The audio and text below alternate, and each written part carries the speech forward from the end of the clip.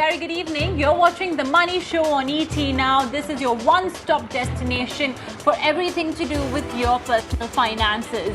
Here's what we have lined up today on the show. First up, did you know today is Income Tax Day in India? 160 years ago, income tax was introduced in India. Well, we'll be talking a little bit about that, but moreover, we'll be talking about the fact that it's just 1 week to go, and I promise this is the final 1 week, no more extensions, at least that we know of, that FM Sitharaman is going to announce for making your tax-saving investments for the year ended FY20. So we'll get you your slew of options, the last-minute tips and recommendations on how you can go about making your tax-saving investments, any additional disclosures as well that the new income tax forms will require. So you need to ensure you have all of that data handy. Later on the show, we'll also be revisiting our conversation with Ajay Avtane, talking about whether it's necessary to keep all those travel credit cards, especially the ones that do carry a high annual fee. And finally on the show, for all the students who are worried about their repaying education loans, or parents who are worried about repaying the education loans taken for their kids, especially now that the job market is not looking all that great, we'll help you managing this education loan. So lots lined up today on The Money Show. Let's first up now introduce on the show Karan Batra of charteredclub.com. Karan, a pleasure having you with us. Thank you so much for joining in, and I hope you, your family, your team at Chartered Club are keeping safe and healthy amidst this entire pandemic. So Karan, up until now, we've not heard of any extra extension that FM Sitharaman has allowed when it comes to, making tax-saving investments. It's still the 31st of July. This is, by the way, the second extension given by FM Sitharaman, acknowledging the COVID pandemic, the kind of cash crunch problems as well that it may have got individuals embroiled in. So, Karan, we just literally have 1 week to go. We are in a lockdown. Many services and facilities are not available in the usual quantum as they were prior to the lockdown. So what would be your last minute tax saving tips to all the assessees right now who are watching, who've literally left their tax planning to the very last minute?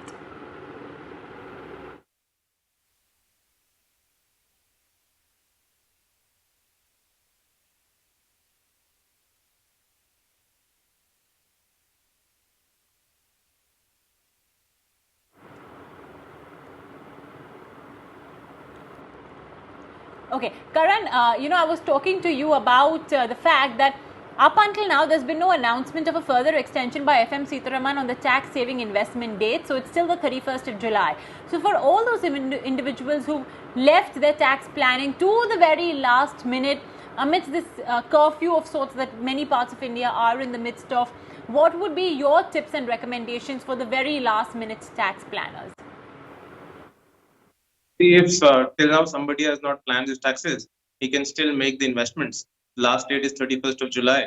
So they can take the benefit of Section 80C, and they can invest in PPF or fixed deposits or NSE, and they can claim the deductions. Apart from that, they can also take the benefit of Section 80D, where they can invest in a health insurance, and that would also be eligible for deductions. In fact, under Chapter 6A, all the deductions, the last date is 31st of July. So a person can still make the investments and claim the deductions. Just a small thing that if you're making the investments between 1st April to 31st of July, you have to report them separately in the ITR. So whatever investments you've made before 31st of March, those are to be reported. And what are after 31st of March and before 31st of July, those are to be reported. But yes, all deductions, whether made after 31st March or before 31st March, they are eligible for deduction.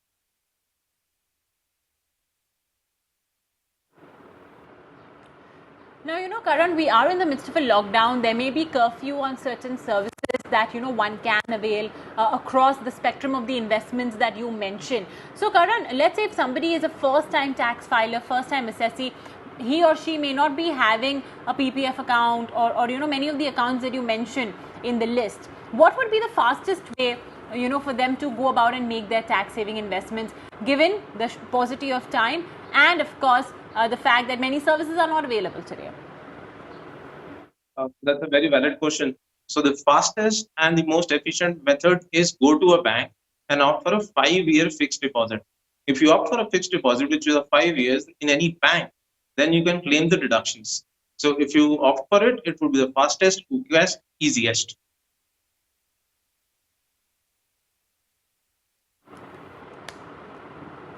All right. Okay, so that would be the fastest and the easiest, but not necessarily, of course, something that will get you the most returns. Remember that banks have been cutting interest rates quite vociferously, since we've entered this pandemic, because the RBI as well, has cut rates. So, yes, I guess it's something that you'll have to live with, lower interest rates. But again, if you're going to go in for last minute tax planning, then you'll perhaps have to cut down on perhaps the quality of the investments that you make, or the return of the investment rather. Let's not say quality, but the returns that you could perhaps enjoy. All right, now let's talk about some of the disclosures that one has to make in the returns and the forms. We've had some of the new forms have already been notified by the IT department. Of course, the date for filing your return is all the way now November. But yeah, what are the additional disclosures? I mean, now when I sit to file my return, usually I sit with my PAN card, maybe my Form 16As, my PNL account for businessmen, and a Form 26AS. But yeah, now there are certain additional disclosures that are required, in the income tax returns. So what are they, Karan? What would I have to be prepared to, disclose?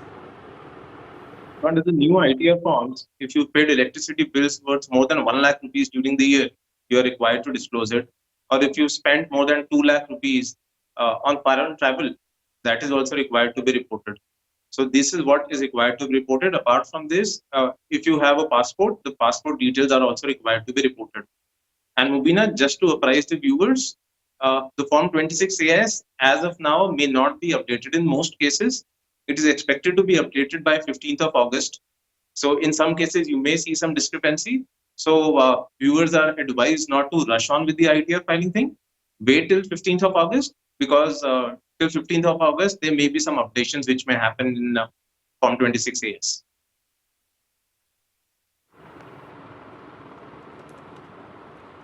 By the way, there are also some changes in the Form 26AS, Karan. I believe more disclosures, and I think there is maybe, especially for a salaried person, pardon me, I literally, all I need to remember is my PAN card number and just have the Form 26AS in my hand. Earlier, what used to happen was Form 26AS used to disclose the details of TDS only. However, now they've expanded the scope and they are making it into a complete financial statement where non-TDS transactions would also be reported. So say, for example, I have invested more than 10 lakh rupees in a year in a fixed deposit. That would automatically be reported in the Form 26AS. Similarly, if I have invested more than 10 lakh rupees in a mutual fund, that would be reported. Or if I have entered into a real estate transaction worth more than 30 lakh rupees, that would also be reported. So there are several such transactions. It would be a complete financial statement, and the Form 26AS has been updated and will have a lot of details.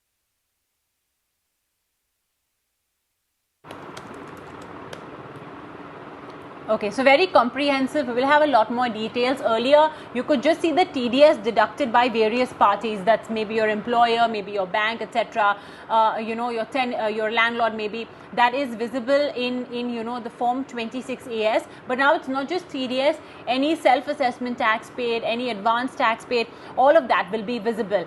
Karan, what are the new rules when it comes to Form 16 and Form 16A? Well, maybe not rules, but there are certain allowances over there as well that the FM has allowed, because usually by this time, not only would I have received my Form 16, but I would have also probably filed off my return, since usually the last date is the 31st of July. But there is some leeway given by the FM over there? Yes. So whosoever has deducted the TDS, he is required to file the TDS return by 31st of July. So it is only when that person has filed the TDS return that Form 16 or Form 16A is generated. So if the person files the return by 31st of July, which is allowed, the Form 16 or the Form 16A is expected to be issued by 15th of August. And that is why I said that the Form 26AS may also not be updated till 15th of August. So wait till 15th of August. Once all details are there in the Form 26AS, then only go ahead and file it. In fact, I'm receiving a couple of queries where the people want to file their returns before the 31st of July itself. That was the original date, but we are advising people to wait till 15th of August and then only file the returns.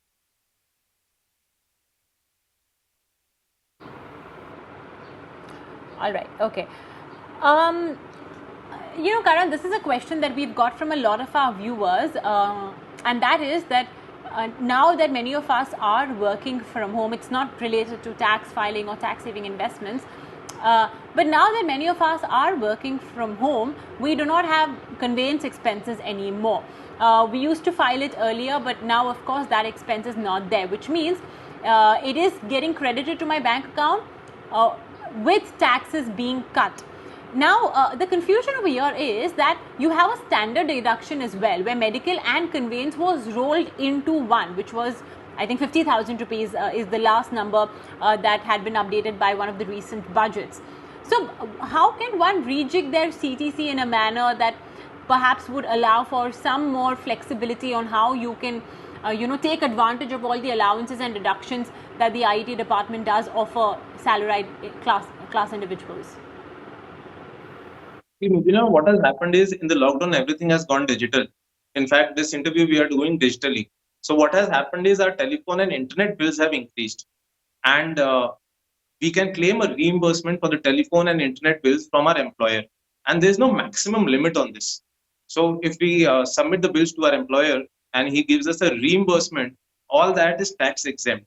So whatever is your telephone or internet expense, which may have increased, that is something that you can claim.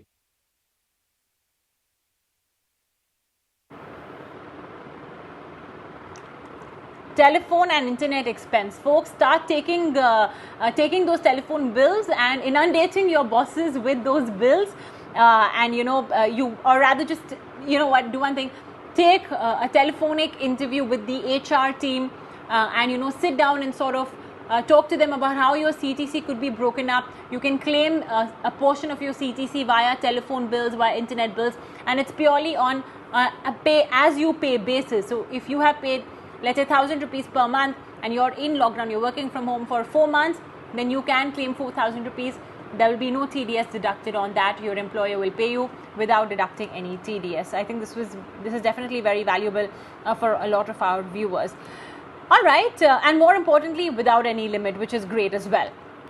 Okay, let's do one thing. Let's take on board some questions and queries. We've surely received a whole host of them. First up, Shrikant Dabke has written into us saying, my NRI daughter has some income in India, which is mainly in the form of interest earned on bank deposits and some other investments as well, but mostly interest income. Now, I have two queries. What are the eligible investment options to reduce tax liability?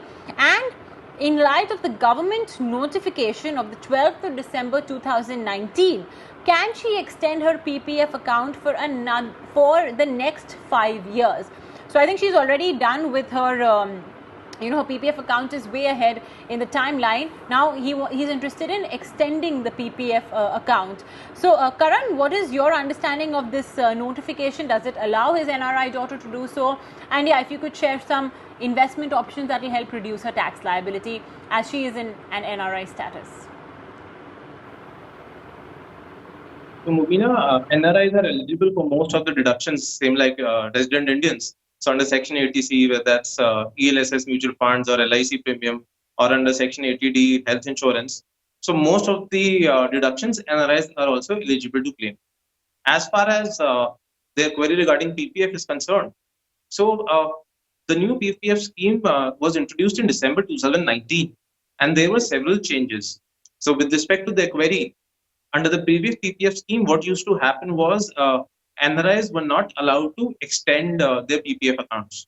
However, under the new PPF scheme, the new PPF scheme is completely silent on this fact, on whether NRIs can opt for it or can extend it or not. So in the absence of any prohibition, it would be assumed that NRIs are eligible to extend their PPF accounts. However, I would recommend to wait for some more clarity from the government, and then they can go ahead.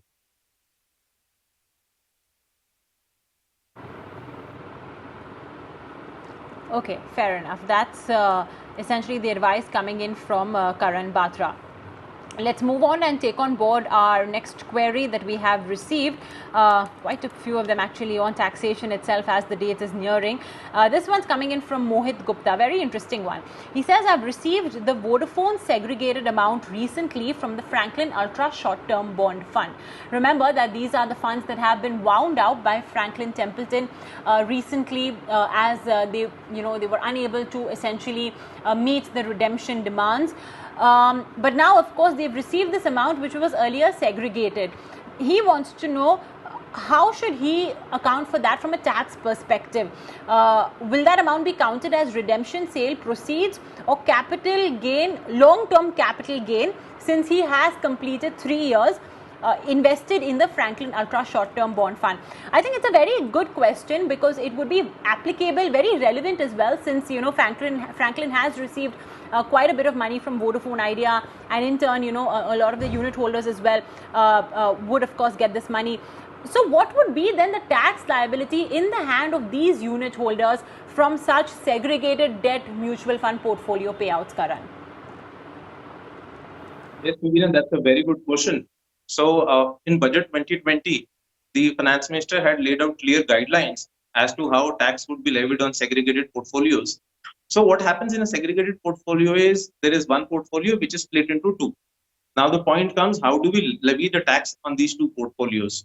So they said that for computing the date of acquisition, the date of acquisition of the original scheme would be considered. So in this case, because they had invested before 3 years, it would be a long-term capital gain. The next question comes that how do we segregate the cost of acquisition, or how do we compute the cost of acquisition? So they said that on the date of split, on the date of the segregation, whatever is that NAV, that would be in the ratio of the cost. So what that means is that if the NAV of one fund is 10 rupees and the NAV of the other fund is 1 rupee on the date of segregation, there's the ratio of 10:1. So the original cost would be split in the ratio of 10:1 to be arriving at the capital gains. In this case, what happened was when Franklin split, for the segregated portfolio, the NAV was 0 because they had completely written off. So for Mohit, whatever amount they've received, the entire amount would be as long-term capital gains.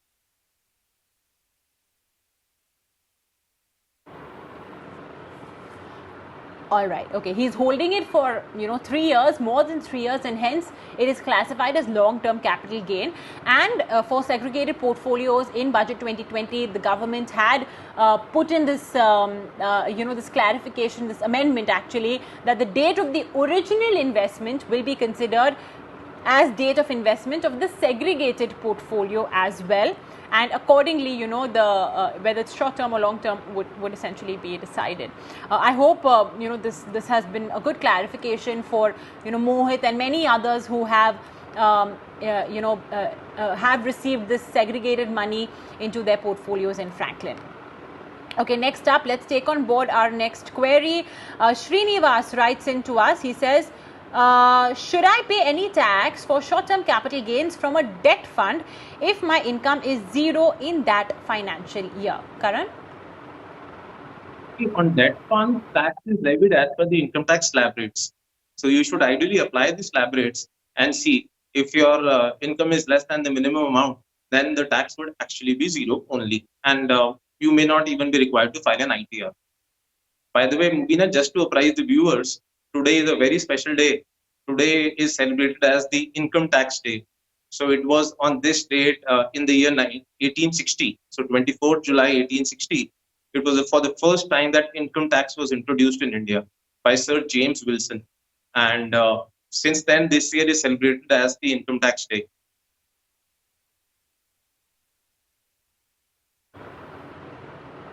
Well, Karan, I'm definitely going to ask you a question as well on that right after I just finish off some queries which we've received because you as well being a rank holding chartered accountant, I'm sure you had your own experience dealing with the income tax department for almost, I'm assuming, a decade now or more than that. So yes, but just before I ask you that, let me just very quickly take on board our next question coming in from Raj Khanna. He says, I am a retired individual from private private service.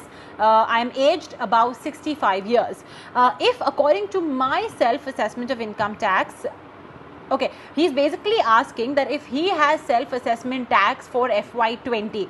Now, of course, the financial year ends on the 31st of March. However, if you have any tax liability still pending after 31st of March, it is considered as self-assessment tax. Now, he wants to know that does he have to pay it by 31st July, which is, basically the original return filing date, or can he pay it later? By later, I think he means 30th of November, which is the new return filing date. So, Karan, can I say tax? I'm sure it can be paid even later as well, but there is going to be that 234B and C interest that will definitely be imposed then.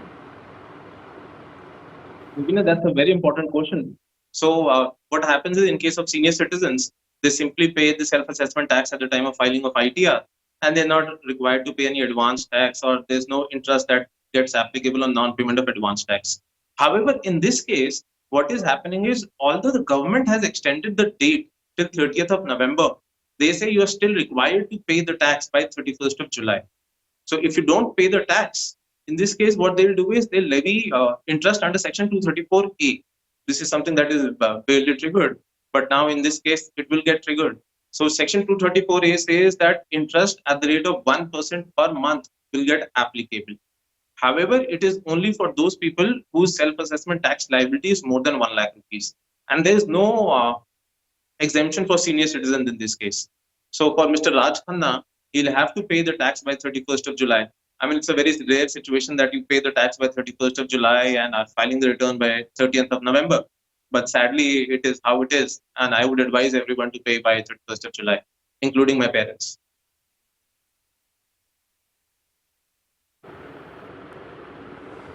Okay, excellent. All right, and yes, Karan, finally it's income tax day. It's a day, admittedly, I wouldn't like really commemorating, but as an Indian citizen, one must do their duty and pay income tax in a timely manner, pay advance tax as well, as and when they do fall liable to do that. Karan, I want to know that your experience with the income tax department when you started off your career in CA, I'm sure it was way more different, because I'm sure you as well have stood in those serpentine queues at income tax offices across the city when you have to file your return, and now it's come to the point where I literally need sometimes as little as just 5 minutes to file my returns. Yes, so the income tax department has improved over the years and has gone much more digital. So earlier we used to stand in line in the long queues, but now everything is happening digitally, and most of the work is done online. It's all faceless, which is a very great scheme. In fact, with this COVID issues and lockdown, the speed has even increased faster. So earlier, if there was something which were not doing online, we had to go there offline. But now everything is online. We are getting the certificates online. We are communicating with them online, over the email, over the phone, over the portal, which is an excellent thing. And my sincere thanks to the government for making everything so digital and so transparent.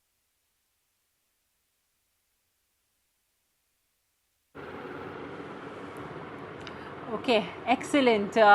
Thanks so much, Karan, for that. Thank you as well for doing your bit in helping people, in filing their income tax returns and paying their income taxes as well properly and in a timely manner. All right, with that, we will take a very short break right here on the show, but we'll be back with lots more interesting conversations right here on The Money Show.